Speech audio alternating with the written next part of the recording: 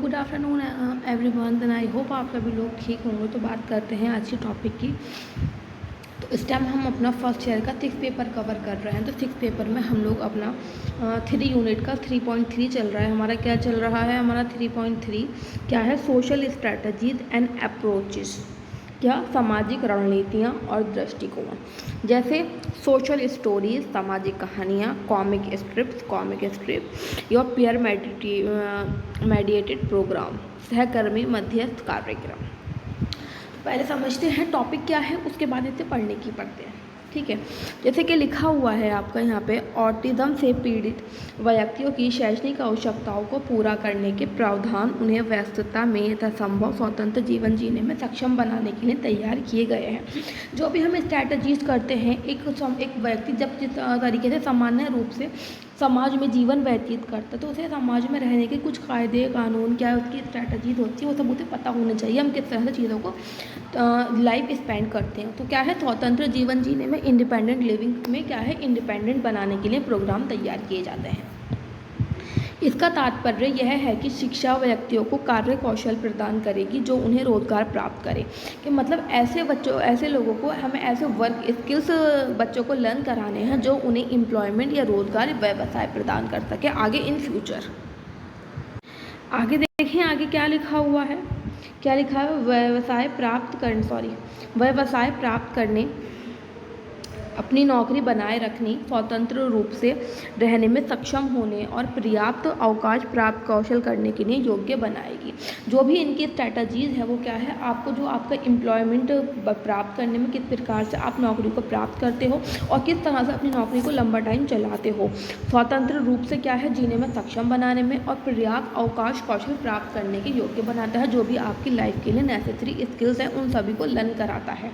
फिर भी कुछ शैक्षिक अवसर जो वर्तमान में मौजूद हैं, जो भी मतलब कि जो आपकी अपॉर्चुनिटीज, एजुकेशनल अपॉर्चुनिटीज जो प्रेजेंटली क्या है अवेलेबल हैं, वो क्या है? संज्ञानात्मक कौशल के विकास और शिक्षाविदों पर अधिक केंद्रित करती हैं। किस पे? आपके कॉग्निटिव स्किल्स पर और उसके डेवलपमेंट पे क्या करती है? ज़्यादा अधिक केंद्रित, मतलब टारगेट करती है उसे। और जब वह ऑटिज्म से पीड़ित होते हैं तो व्यक्तियों की ज़रूरतों पर थोड़ा ध्यान देते हैं। जैसे कि जो भी हमारे एम्प्लॉयमेंट या फिर हमारा कॉग्निटिव स्किल्स हैं, वो सबका डेवलपमेंट पे क्या है? ज़्यादा फोकस करता है। बट जब पता चलता है बात की क्या है, बच्चा ऑटिज्म से ग्रसित है या पीड़ित है, तो उस व्यक्ति की जो भी नीड्स होती हैं उस पर ज़्यादा अधिक ध्यान दिया जाता है। उपयुक्त शैक्षणिक अवसरों की यह निकट अनुपस्थिति रोजगार की संभावना को गंभीर रूप से सीमित करती है। क्या है? जो भी हमारे ऑटिज्म वाले बच्चे होते हैं, जो उनके लिए व्यवसाय होता है, जो उसकी अपॉर्चुनिटीज़ होती हैं, उसको क्या है? सीवियरली उस चीज़ को क्या है? एक लिमिटेड होता है उसका। और इसलिए स्वतंत्र जीवन के अवसर ऑटिज्म से पीड़ित अधिकांश व्यक्तियों के लिए, ऑटिज्म से पीड़ित वयस्कों के रूप में स्वतंत्र होने के विकल्पों को अधिकतम करने के लिए, मतलब कि इन तरह के जो बच्चे होते हैं ऑटिज्म वालों को, उनको व्यवसाय के अधिक विकल्प को और देने के लिए इनको जो भी सेवाएं प्रदान की जाती हैं वर्तमान में, उनके लिए प्रोग्राम तैयार किया जाता है। नौकरी के अवसर, रहने के विकल्प और मनोरंजनात्मक अवसरों में प्रशिक्षण की आवश्यकता को भी ध्यान रखना चाहिए। जो भी मतलब आप बच्चों को आगे फ्यूचर के एम्प्लॉयमेंट के लिए ट्रेनिंग दे रहे हो, उसमें आपको क्या है? एम्प्लॉयमेंट की अपॉर्चुनिटी, किस तरह से चीज़ों को ऑब्जेक्ट सिलेक्ट करने हैं, जो भी बच्चे के रिक्रिएशन होते हैं, इस सब के भी अपॉर्चुनिटीज़ बच्चों को देकर उस तरह की ट्रेनिंग भी बच्चों को प्रोवाइड कराई जाती है। तो जैसा कि लिखा था कि हमने क्या है, टीचिंग हमें ऑटिज्म वाले बच्चों के लिए स्ट्रैटेजी एंड अपॉर्चुन वो देखने हैं। तो उसमें था फर्स्ट हमारा कम्युनिकेशन स्किल्स, मतलब संचार कौशल। ऑटिज्म स्पेक्ट्रम डिसऑर्डर, इसे ASD भी बोलते हैं। ASD से पीड़ित कई बच्चों के लिए क्या है? भाषा का जो विकास होता है, क्या होता है? भाषा का उपयोग करना और अन्य लोगों के साथ संवाद करना एक चुनौती हो सकता है। क्या है? किस तरह से एक नॉर्मल कम्युनिकेट करना, दूसरों के साथ अपने क्या है विचारों का आदान प्रदान करना, ये क्या है? एक मुश्किल टास्क है। लेकिन मदद और समझ से ये बच्चे संचार कौशल भी कर सकते हैं। मतलब क्या है? अगर बच्चों को सही सर्विसेज सही टाइम पे प्रोवाइड कर सकें तो बच्चा क्या है? जो कम्युनिकेशन स्किल्स है उसको भी सीख सकता है। ऑटिज्म से पीड़ित बच्चों के लिए सबसे लक्षित संचार उपचार कार्यक्रम प्रदान करने के लिए एक भाषण रोग विज्ञानी ASLP द्वारा एक व्यापक संचार मूल्यांकन किए जाने की आवश्यकता है। जिन बच्चों को क्या है कम्युनिकेशन में प्रॉब्लम है, तो उन बच्चों के लिए क्या है रोग विज्ञानी ASLP द्वारा एक संचार मूल्यांकन क्या है आपका कम्युनिकेशन इवैल्यूएशन किए जाने की क्या है आवश्यकता है। इस प्रकार के लिए व्यावहारिक भाषा कौशल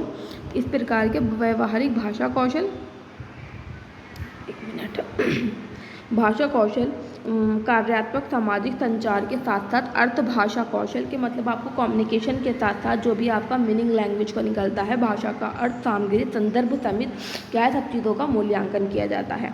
आत्म केंद्रित की अनूठी प्रकृति के कारण मूल्यांकन के लिए एक टीम प्रयास की आवश्यकता होती है। जब भी एक मूल्यांकन किया जाता है वो कोई पर्टिकुलर व्यक्ति द्वारा नहीं किया जाता, उसे क्या किया जाता है टीम प्रयास, पूरा टीम की प्रयास के द्वारा ही वो चीज़ कंडक्ट की जाती है, जिसमें परिवार, शिक्षक और अन्य लोग शामिल होते हैं, जिसमें आपकी फैमिली, जो आपका जो आपके टीचर्स होंगे और जो अलग प्रोफेशनल्स होंगे वो सभी उस चीज़ में शामिल होंगे, जो बच्चे को अच्छी तरह से जानते हैं और इनमें मानकीकृत परीक्षणों से अधिक शामिल होना चाहिए।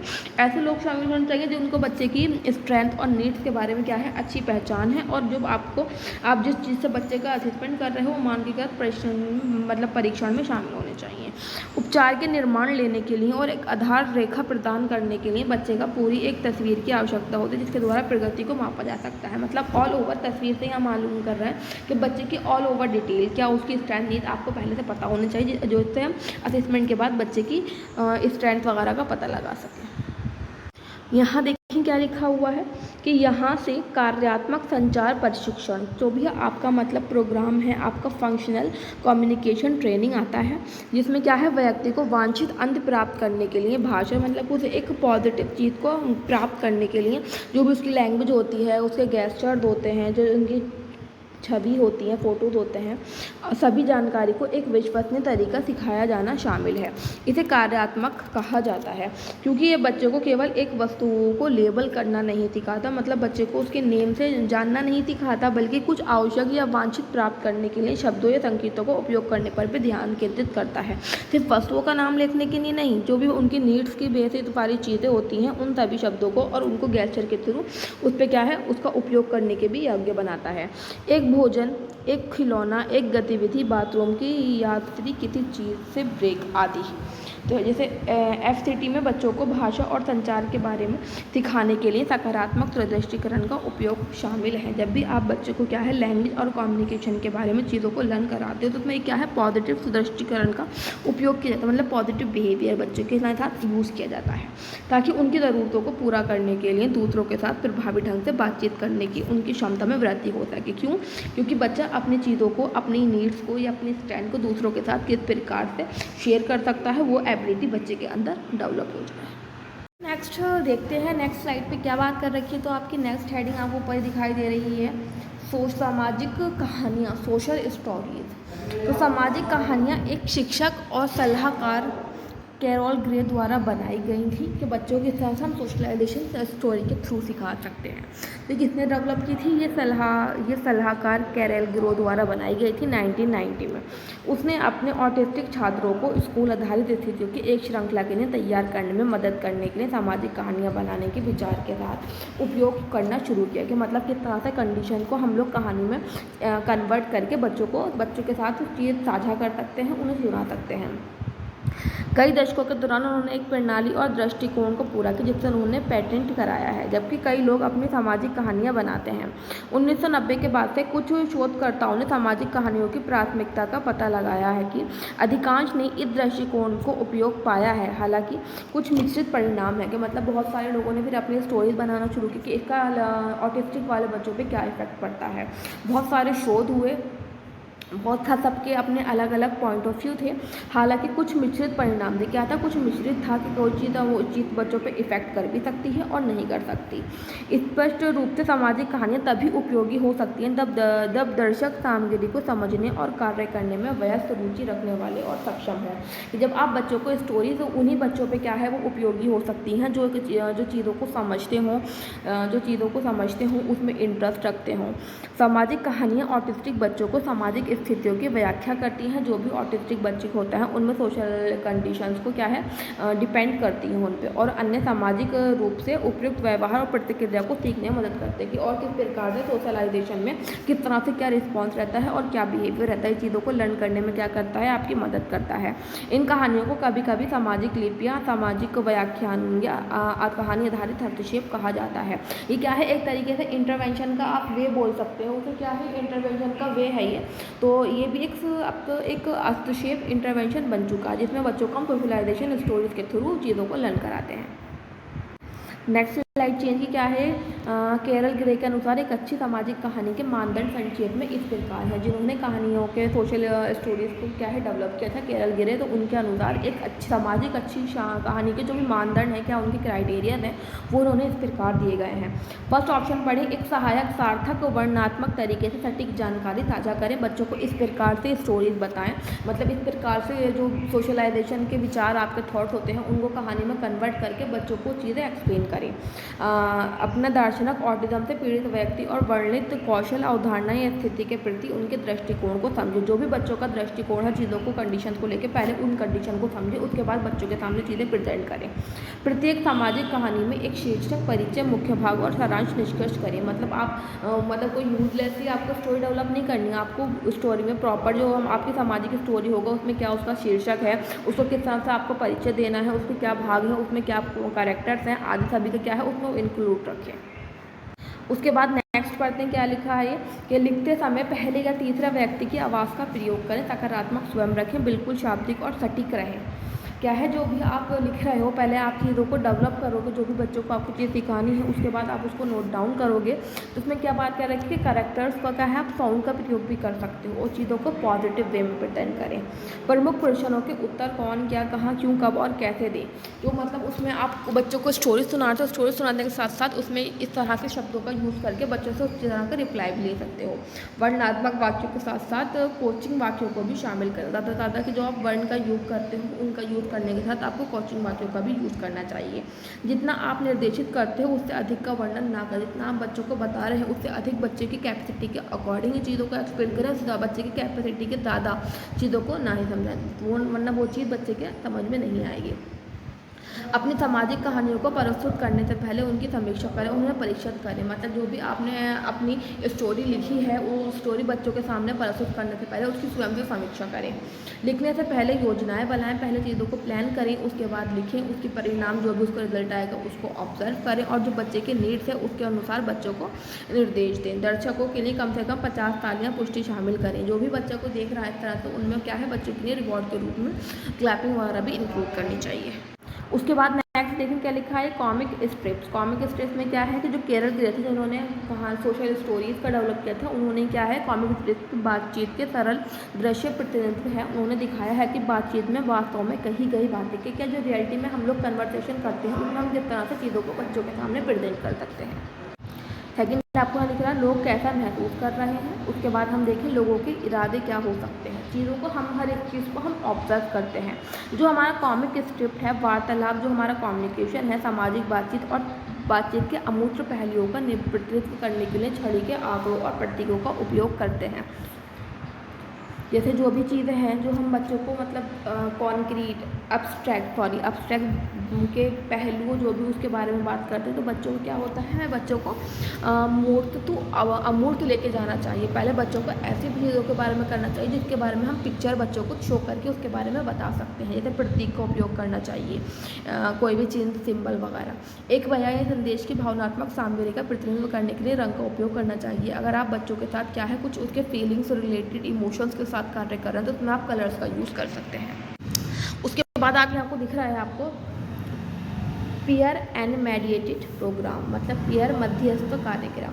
पीयर मध्यस्थ निर्देशक और हस्तक्षेप, क्या इसका इंटरवेंशन रहता है, PMII, या किसी अन्य विकलांग के साथ लागू किए गए किसी भी निर्देश या हस्तक्षेप को विभिन्न तरीके से लागू किया जा सकता है। केवल एक शिक्षक या चिकित्सक और बच्चे को शामिल करने के बजाय इसमें एक से अधिक साथियों को शामिल किया जाता है। मतलब यहाँ पे नाम से ही शामिल किया जा रहा है कि एक बच्चे के साथ क्या है, एक पीयर मतलब एक से अधिक बच्चा उस कार्य को करता है और और शिक्षण के में क्या है वो भूमिका निभाता है, क्योंकि बच्चों को हम किस तरह से चीज़ों को लर्न करने में बच्चों की हेल्प कर सकते हैं। सहकर्मी मध्यस्थ कार्यक्रम को लागू करने के कुछ लक्ष्य हैं, क्या उनका, तो उस लक्ष्य के बारे में पढ़ते हैं। ASD वाले छात्रों के लिए जो ऑटिज्म स्पेक्ट्रम डिसऑर्डर वाले बच्चे होते हैं, उनके साथ बातचीत करने और खेलने के लिए साथियों की रणनीतियाँ बनाए गई। इसमें बात कर रखी है ना, पीयर का यूज़ करना है बच्चों के साथ, अन्य बच्चों का यूज़ करना है, तो बच्चों को उन्हें किस तरह से खेल में इन्वॉल्व करना है, तो उसके लिए क्या है, रणनीतियों का निष्कर्ष करें। उसके बाद ASD वाले छात्रों और उनके आमतौर पर विकासशील साथियों के साथ बातचीत करें, जो उनके साथ ऐसे बच्चों को रखें, अन्य बच्चों को जिनका विकास चल रहा है, ताकि वो जो एक्टिविटी सीख रहे हैं वो बच्चों को अपने थ्रू लर्न करा सकें। आगे देखिए, PMII केवल एक हस्तक्षेप बल्कि विभिन्न तरीकों के समूह का वर्णन करता है। क्या है, सिर्फ एक ही इंटरवेंशन प्रोग्राम नहीं है, विभिन्न तरीके हैं, विभिन्न तरीकों का एक समूह है जो वर्णन करता है कि अपने साथियों को प्राकृतिक मॉडल के रूप में, एक नेचुरल वे में जो हमारे साथी होते हैं, पीयर्स होते हैं, साथियों को प्रशिक्षण के रूप में उपयोग कर सकते हैं। मतलब एक ट्रेनर के रूप में हम उनका प्रयोग कर सकते हैं जिन बच्चों का विकास नॉर्मल चल रहा है। सामाजिक कौशल प्रशिक्षण में कभी व्यापी स्वरूपों में प्रभावी दिखा जाता है। जो इस प्रकार के बच्चे पीयर से अपने चीज़ों को लर्न करते हैं वो काफ़ी इफेक्टिव होता है।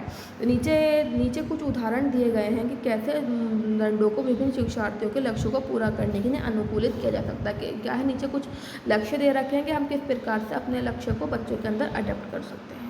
जैसे कि आपको नज़र आ रहा है, साथियों के लिए इनाम या प्रेरणा की प्रणाली शामिल हो कि बच्चों को हमें क्या है, कुछ ना कुछ इनाम या उसको मोटिवेशन देते रहना चाहिए, जो बच्चा चीज़ों को करने के लिए इंटरेस्टेड हो। जो व्यक्ति शिक्षार्थियों के लिए बातचीत और उपयुक्त व्यवहार को बढ़ावा देने में मदद करता है। जो भी हमारी प्रेरणा, हमारा मोटिवेशन और हमारा रेनफोर्समेंट क्या है, बच्चों को जो भी बिहेवियर है उस बिहेवियर को क्या है, इंक्रीज करने में मदद करता है। इसमें बच्चों के बीच बातचीत को बढ़ावा देने के लिए कक्षा या क्लिनिक के वातावरण की भौतिक विशेषताओं को बदलना भी शामिल है। पेयर मॉडलिंग हस्तक्षेप, इसमें हम इस तरह की कंडीशन में बच्चों को क्या है, चीज़ों को लर्न कराते हैं, तो हमें उस तरह की चीज़ों में बच्चों के लिए क्या है, इन्वायरमेंट में बच्चों के अकॉर्डिंग अट्रैक्टिव बनाना पड़ता है। उसके बाद यहाँ लिखा हुआ है, कुछ PMI उपयुक्त आहार के एक प्राकृतिक मॉडल के रूप में पीयर का लाभ उठाता है। क्या है, एक नेचुरल डिज़ाइन है जो एक आपका जो साथ वाला व्यक्ति है उसका क्या है, एक लाभ उठाता है। कभी कभी ऑब्जर्वेशन लर्निंग के रूप में भी जाना जाता है। क्या है, इसे कि चीज़ों को आप क्या कर रहे हो, ऑब्जर्व कर रहे हो, उसके रूप में भी हम चीज़ों को जान सकते हैं। यह तकनीक ऑटिज्म से पीड़ित बच्चों को सहकर्मी का निरीक्षण करने के मॉडल की नकल करने पर केंद्रित होता है। जो आपका PMII मॉडल है वो जो ऑटिस्टिक बच्चे होते हैं उनके साथ जो पीयर उनके अलग अन्य बच्चे होते हैं जिनका विकास नॉर्मल हो रहा होता है, उन बच्चों को क्या है, इमिटेट की नकल करने पर केंद्रित करते हैं। अनुसंधान से पता चलता है कि सहकर्मी मॉडल का व्यवहार ASD वाले मॉडल के समान ही प्रभावी है। जो आपके पीयर मॉडलिंग वाले बच्चे हैं, अगर आप उन्हें बच्चों से चीज़ें लर्न करने के लिए यूज़ कर रहे हो या फिर उन बच्चों के क्या है, उन बच्चों के थ्रू बच्चों को लर्न करा रहे हो, तो उसके थ्रू बच्चों का जो व्यवहार है वो अधिक सटीकता के साथ बच्चे के अंदर डेवलप होता है। पीयर मॉडलिंग का एक उपयोग ASD वाले बच्चों को एक सहकर्मी परिवर्तित संकेतों को आरंभ करने और प्रतिक्रिया करने के लिए मदद करने के लिए भी किया जाता है। कि मतलब जो ऐसे बच्चे हैं जो बच्चे के पीयर हैं उन्हें नेचुरली बच्चे के साथ क्या है, गेस्चर दिए जाते हैं कि किस तरह से आपको अपनी चीज़ों को रिस्पॉन्स देना है। तो हमने आज अपना टॉपिक पढ़ लिया है कि आज टॉपिक तक आई होप आपको चीज़ समझ में आई होंगे। Then thank you for watching.